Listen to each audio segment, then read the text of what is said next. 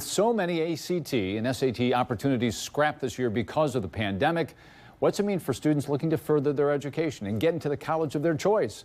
13 ABC's Christian Brown, live from the University of Toledo to tell us about that tonight. Christian.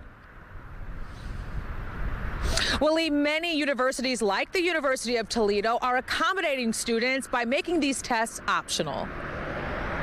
So back over here. The University of Toledo has opened up its campus for tours this week for prospective students.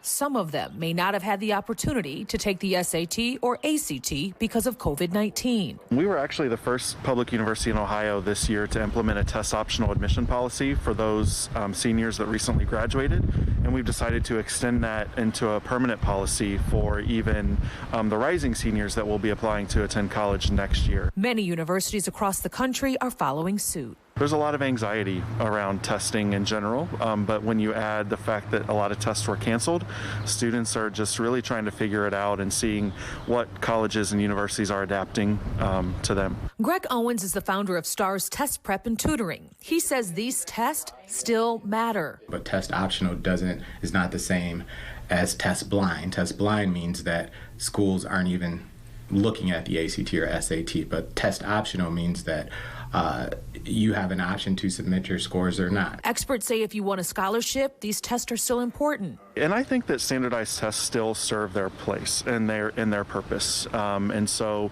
when we talk about some of our more competitive academic programs or our most prestigious merit scholarships and things like that, there could still be a place for test scores there.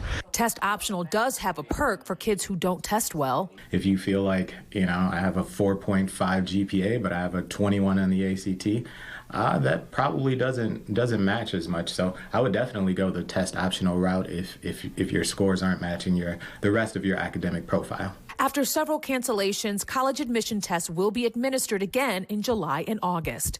In Toledo, Christian Brown, 13 ABC Action News.